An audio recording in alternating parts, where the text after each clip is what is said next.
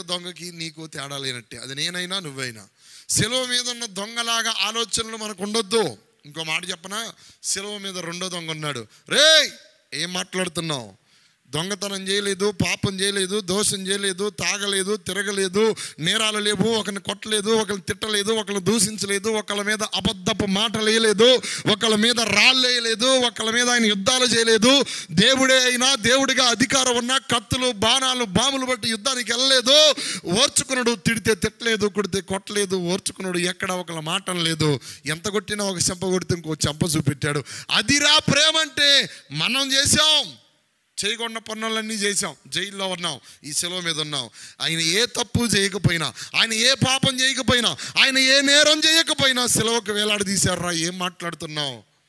తప్పు చేసినందుకు నువ్వు సెలవు వేయబడుతున్నావు. యేసు ప్రభు తప్పు చేయనందుకే సెలవుకు వేశారు. యేసు ప్రభు తప్పు చేయనందుకే సెలవుకు వేలాడదీస్తున్నారు. మనం సెలవు మోస్తున్నాం అంటే తప్పు లేదు. ఆయన సెలవు